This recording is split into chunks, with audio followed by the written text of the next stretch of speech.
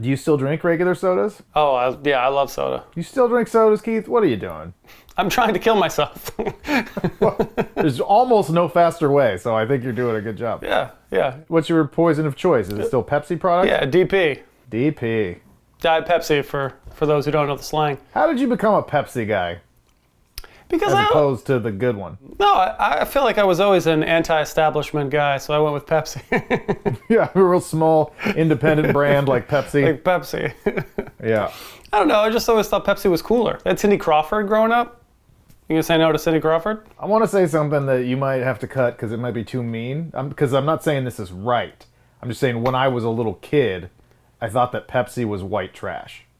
Wow. I'm definitely That's like what I thought as a child. Like I don't know where that got planted, but I just thought I think that's just an interesting. I'm fascinated at the thought. Why would I would if anything I would argue the other way around. I feel like Coke is more white trash than Pepsi. I don't know. See, I don't know. I always thought Coke was like, because my family drank Coke, obviously, but I just always thought like, Coke is like the kind of classy, bigger brand that's famous and timeless and classic in Christmas time, and Pepsi's like MTV Beach Party like sluts, Like so I just thought I was like, it's kind of white trash. So I'm confused as to why you don't understand why I liked it growing up. Yeah, you know what? I'm a Pepsi guy too.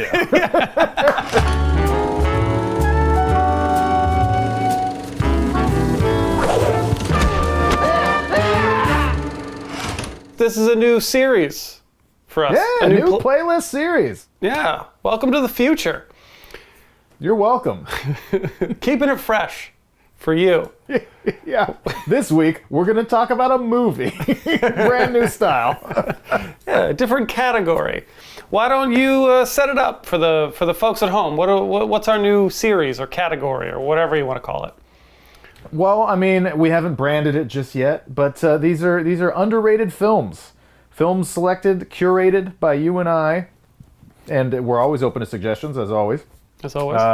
But about films that, the great the measuring stick of our time, Rotten Tomatoes, that you might look at and think, gosh, that looks like a pretty low review percentage. Got a low tomato meter score, as they say, which I don't personally put a lot of stock in. I don't really like Rotten Tomatoes as a general concept, but I'm glad we're doing this whole thing based around Rotten Tomatoes. Yeah. So we'd love sponsorship from Rotten Tomatoes, you trash website that harms the art form of cinema. What? Yeah. But you continue to hinder our sponsorship opportunities. Yes. Yeah. Continue. These are movies that we looked at and one of us probably like or think is underrated, undervalued in the old tomato meter. And this week's episode brought to you by Ev Duran. Is it? Yeah, I didn't pick this movie. Oh, I thought this was like a mutual. This was like a mutual thing. I don't even know what it's... I feel like I'm going to tear this movie apart. Oh, I would have picked something else. I hate this movie. No, I'm just kidding. No. We put so much time and effort into all our episodes and producing this high-quality content. So polished here on the Bluff Council. We're talking about Armageddon. No shit, son. I love you!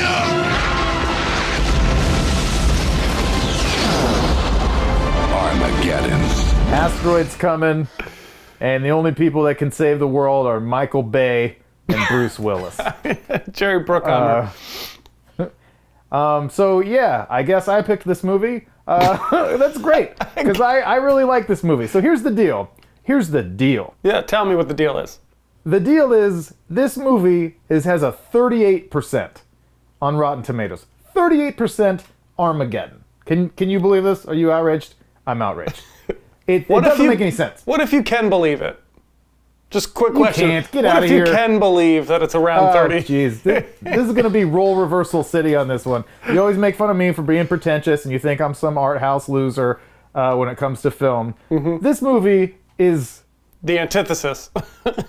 Yes. So everyone, I have a good time. I'm capable of just enjoying a film that's stupid and dumb. This is a great good time movie. Mm-hmm. And here's the thing. There's plenty of flaws. If you want to be a big dick and just like go through a movie and be like, well, this could never happen, and this could never happen, and this could never happen. As I always say to you till I'm blue in the face, I don't care about any of that stuff so long as the film is engrossing enough that it draws me in. It's the number one thing I want from a movie is to transport me into this world. And beyond that, I don't care. I'm not like, well, you know, there's a lot of nitpicks that I'm sure you'll get to because you're such an art house freak. But 38%'s low. Come on, guys. 38. This is at worst a 50, 60, 70% movie. I love to see how defensive you are, and I have said very little thus far. Oh, I'm fired up. I love it. I love this effort. I love it. I love it. Yes, you're right. I feel like I've said this before in past episodes, and I'll continue to say it. I want to have honest conversations with filmmakers to know what the intent of films are. Although with most Michael Bay films, I feel like we know what the intent is. Like, I feel like you know what you're getting with his films specifically. Yeah, it's not a fine meal. It's McDonald's. It's McDonald's. You know, with an ice cold Coke. Maybe you're dying for McDonald's. Yes, with Coca-Cola. Well, let's start there. Most people should know Armageddon by now, although we're probably getting far enough away where people aren't as people familiar might not. with it. In 1998, film comes out in 1998. 99, I thought. Am I tripping? I said 99. I'm pretty sure it's 98. You're right. Okay. A lot of research. And so, I wanted to read the first paragraph. I have it pulled. This is the only research I've done. I wanted to read the review that Roger Ebert, is someone we've mentioned often on the program, friend of the show.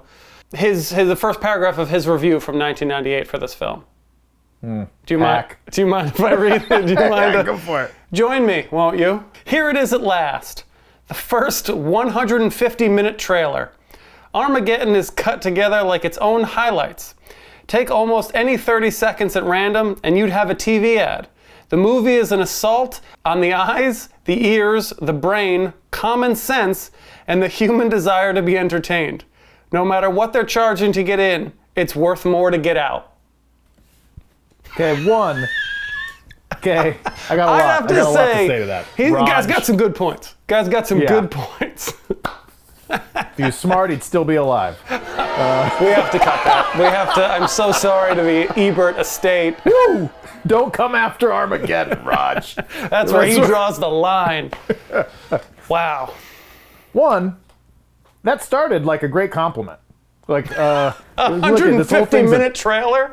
I love trailers. It's a trailer. It's exciting. You take 30 seconds. It's a TV spot. That's great. I just don't. And again, I know this is my own personal thing. Yeah. A lot of people love really stupid movies that I hate. Look who you're talking to. Yeah. Case in point. I love a lot of dumb shit.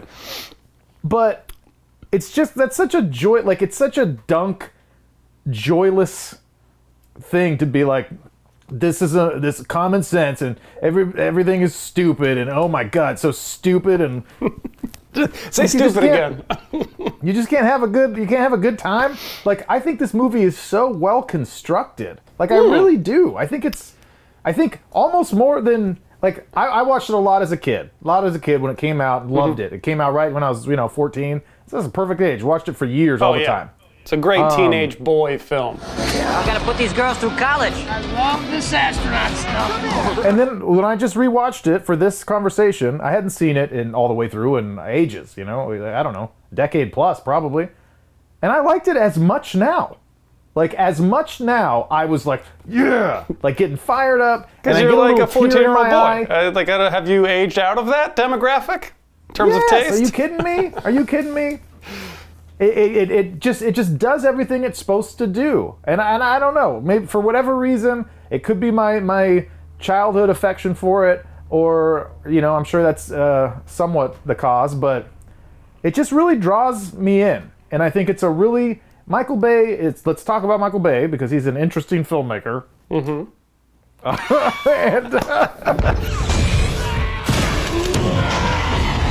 I mean, for all of his flaws and all of his bombacity and over-the-top nature of his films, this film to me has all of those things, but it's it's just such a great time that I get lost in it every time. Yeah. Where it's like, I know what's going to happen. I know they're going to survive the space station and get out right as the last second. Most but it's of them. still like, it's like riveting. It's very good. It's just a good time.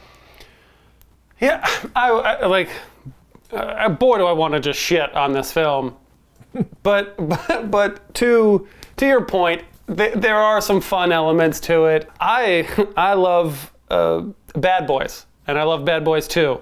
Also, both Bad Boys 2 is a great film. both Michael Bay films, and I can't I know. for a while I feel like I was ashamed to say that I liked Michael Bay because I liked this movie. Did you do The Rock? I want to say did The Rock too. Did The Rock. I was a big fan of The Rock. Like he had 4 or 5 movies that I was like, yeah, I really like those movies. Like growing Yeah. up, but he was always sort of pigeonholed as this like trash director almost. And I feel like growing up, I was almost embarrassed to admit, like, yeah, I like his films. So I don't want to just shit all over because I like a handful of his films, minus Pearl Harbor. Oh, Pearl Harbor. Yeah. Pearl Harbor was great. And it did all the wrong ways. I miss you more than Michael Bay missed the mark when he made Pearl Harbor. I never go into a film looking to criticize it or to I'm not an analytical film watcher. So like if a movie goes on, I try to get lost and I serve myself up willingly. Like take me on this journey. I don't want to think about how this is a movie. And if you do that well enough, I'll never be somebody that's like minute by minute, why is this happening? What's this doing? What's this happening? We talked a lot about DC movies recently, and that's happened a lot because I don't think those movies are as good at drawing me in. So I end up thinking like, why is this happening? Second guessing everything. Even post, sorry to jump in, but like what about, does that carry into after the film? Or do you just kind of let it be? Sometimes. Or do you more get analytical after the fact? Yes, generally, but the better the better job the film does at drawing me in, the less likely I'm ever to get like that. So with a film like Armageddon, which for whatever reason just pulls me in, and I'm just like, foot's on the gas, let's have a good time, having some laughs, having some emotions, it's really exciting, it's a great time, like, it's just what it is, and then I leave. And I never thought until like I was years older that people were like, this movie's really stupid. I'd be like, of course it's not stupid. Like, because I've never taken the time to be like, could you launch a rover through the air over a canyon and then this happens and and all these little nitpicky things. I don't even think of it stupid as like, yes, the premise of the film is stupid. These drillers have to go into space. Like, that is a very fantastic concept that is stupid and in no real way plausible. But I have a harder time believing the romance story. I have a harder time believing because that feels super forced in this film. It just feels super shoehorned in. I don't like Really? the animal. Yeah, I don't. It doesn't feel earned to me. You know, it doesn't feel That seems super so earned. strange. I feel like they really put some time into it. They dedicate screen time to it. Absolutely. I don't buy it.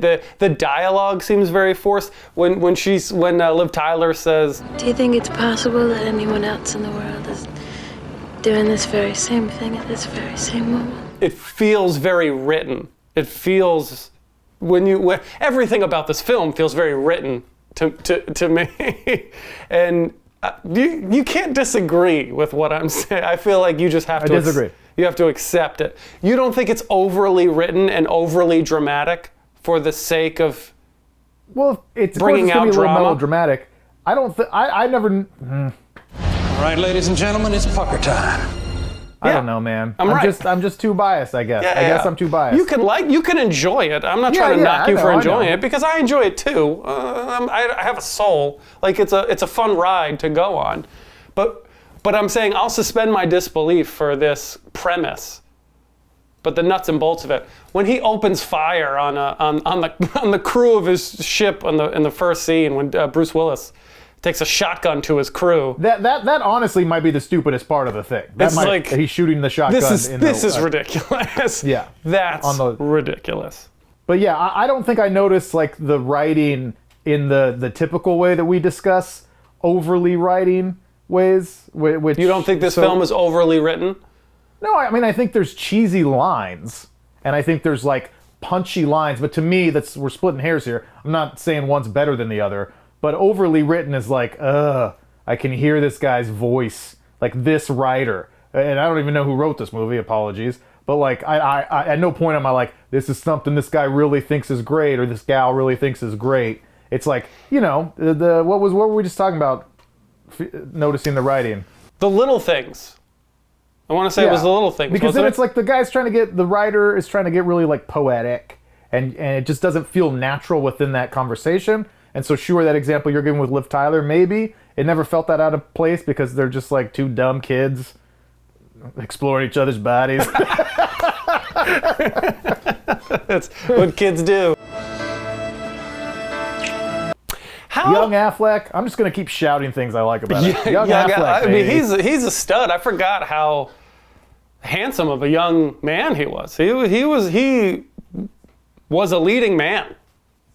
Yeah. Like I and he look at still him is, and you be like, asshole. this. No, I know, but I just look at him differently now. And I don't mean that disrespectfully, but like watching him in 1998, Yeah. the 2000 time frame, like he was. Looks great. He was. I always take the Affleck stuff really personally for those who don't know, because people have told me for a long time I look like Ben Affleck. They stop me in the street to tell me that, but no one has ever said you look like Ben Affleck in Armageddon. It's always like you look like Ben Affleck in Gone Girl when he's like drinking a lot. And he's a little puffy. It's a little rough around the edges. I just watched Gone Girl. You look just like him. It's like, well, Armageddon's like, oh no. No, Armageddon. The shittiest he's ever looked is, I feel like, the Justice League, the original Justice League, when he just showed up all fat and puffy, like, Batman. Yeah. Oh, something is definitely bleeding. And I was thinking about it as well. I feel like this is Marvel stole the playbook from these Michael Bay type action films, because it's action, it's outlandish action up front, it's quippy, clever, funny dialogue, melodrama with a big action set piece at the end. I mean, is that not the Marvel formula? Yeah, in a way. I could see it. So it just I think like this absorbed. is a winning formula. clearly, but I feel like Marvel. Well, and it's an ensemble piece too, which is good. You have the montage where you're rounding up the team. Oh yeah, all that stuff. That is very effective, formulaic. Yeah, this is a play. I feel like this is a playbook but that Marvel took and improved upon to get their winning formula. The ensemble aspect of things is one of the main parts, if not the best part, that really makes this thing go. Because to me, it's like, okay, we're going to make an over-the-top, crazy kind of disaster action film. Is the premise a little nutty? Yeah. But we're going to write like a quippy, fun script. We're going to use cutting-edge special effects, which are still pretty good. I was pretty impressed by the effects. They're pretty decent. Aged pretty damn well. And to tell this stupid, over-the-top, almost sort of self-aware movie, we're going to get this great cast from top to bottom of like decorated, fun, talented performers. Where your deeper cut cast members are Steve Buscemi and Michael Clark Duncan and Owen Wilson and like you're like really good actors. You got Billy Bob down. I think Billy Bob Thornton does such a great job. He does of, like, the best grounding in my the film. Yeah, he is the straight man. Like he grounds the straight man. I use that term loosely, I guess, but he really does. He does a nice job. He does the best job, in my opinion, of playing a realistic character. Everybody else is just like at 11, and he is someone you could be like, oh, maybe they'd act like that in that situation. Maybe I'll kind of buy him as that, but nobody else. Who do you think is doing way too much? Everyone. Every character. Bruce Willis, I think, is almost. That's the one thing I noticed in this rewatch. I was like, I almost wish he was doing a little more. He almost looks kind of bored in a couple scenes. But everybody says every line through that like graveled Alec Baldwin tone. 6 billion people on the planet. Why'd you guys call me? It's just, God damn it. One more time. Yeah, they're doing some pretty serious things. Oh my God. Dear Lord, not again. Basically the worst parts of the Bible. It's everything is that. I can't even do the voice. I wish I could. I'd be a millionaire, but you know that what tone. What I would ask the people that are like getting off, I guess it's past tense, the people who got off writing these like terrible reviews of this movie leading to its 38% is like, what, like, and I mean this honestly, what could this film have done differently to retain its entertainment value and rock'em sock'em good time vibes, but like be more Can't do it. better? Like what could make it better? But that's the problem, and this is what I said at the beginning of this, and we've talked about it before, is judging a film based on what that film's specific goal is. I fight the same fight with comedies. Like, if Anchorman's goal is to just make you laugh and make you just have a good time and see some silly stuff and have things be outrageous and outlandish, not to really showcase the craft of cinema, should we be judging it on the craft of cinema? No, of course not. But people can't really get past that generally, especially film buffs.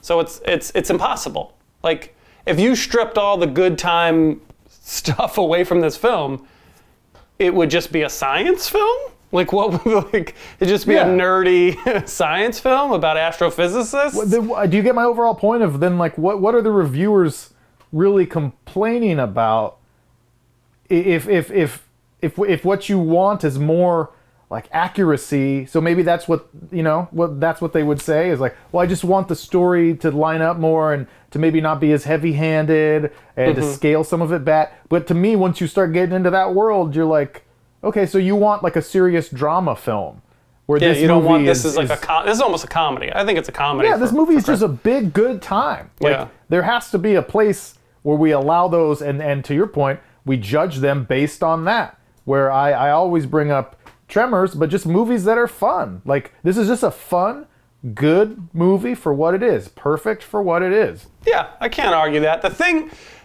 that I saw the most in this film, or the thing that stuck out to me in this vein the most, was all the dramatic push-ins. Like, from a directing standpoint, there was so many visual cues that this is like a dramatic thing, a dramatic moment, a dramatic line. But if you do that every shot, it no longer becomes dramatic. Not everything has to be the most dramatic and important thing with the most gravity to that statement that every character makes. I'm getting a tuna sandwich. Like, it's... What I hear so often as being like one of the biggest complaints or nitpicks or whatever you want to say about this movie from a story structure is how stupid it is that they would train drillers to go to the moon or the asteroid rather than astronauts to drill. Yep. And I don't even think that's that great of a complaint. I think it's okay. No, me neither. I mean, even more so when they first bring him in and it's his design. Like, NASA stole his design because he's that good. Like, there's enough groundwork for me to suspend my disbelief for that. I feel like that's super nitpicky. But that's like the most famous complaint. I feel. Have you seen the Ben Affleck drunk commentary? No. Oh, you got to check that out. What does he do? Sure I think he does a movie commentary for this movie, where like behind the scenes, and you can put it on and it gets that part, and he's just like drunk, like talking shit basically about Michael Bay. Like 8 whole months, as if that's not enough time to learn how to drill a hole. But in a week, we're gonna learn how to be astronauts. 1 whole week? Now you know how to fly into space? I need my guys. Why do you need them? They're the best. Everyone's the best. Why are they the best? I don't know. They just are. Ben Affleck drunk? What? Doesn't sound like him. Doesn't sound like the Ben I know. The number one complaint that in my diligent research that I saw, was that the editing was too fast. The film got really criticized because there's a lot of quick cuts. And I feel like that's almost ahead of its time. Like, editing at a quick pace and making everything feel frantic and, you know, keeping pace, moving really quickly. Like I feel like that's an old guard being like, what is this? Talkies? You know, like it did like quick, fast cuts is very commonplace now.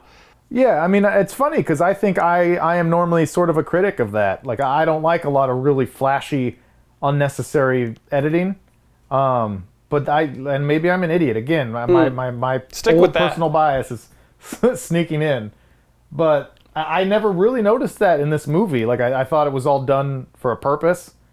But maybe I'm crazy. I never thought that was out of place at all. That's just kind of this movie. It's 2 hours of trailers, baby. Roger Ebert complimented it. I wanted to escape from this movie. I didn't care if the asteroid hit the Earth or not. I was afraid the movie was going to hit me. If we're gonna mention Armageddon, I'm gonna start that over. Armageddon that ass. If we're gonna mention Armageddon, should we mention Deep Impact? It's all you, bro. I'm not team. I'm Team Armageddon, as you may have guessed. I'm Team Impact. I never saw it. I refused to see it because that's how loyal I was. I saw it in theaters. It came out first. Yeah, you're probably having a Pepsi, you white trash piece of shit.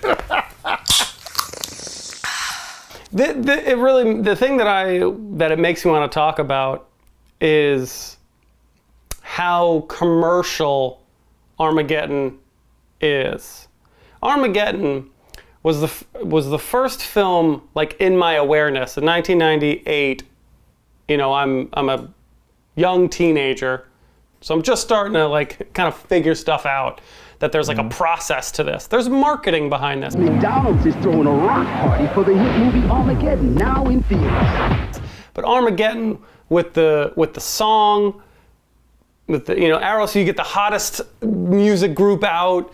They do a smash hit song. You get a cast with Bruce Willis, who's a huge star at the time. That is, you know, you get Michael Bay, the flashiest director at the time. Like this, I remember being aware that I was like, oh, everyone's supposed to like this.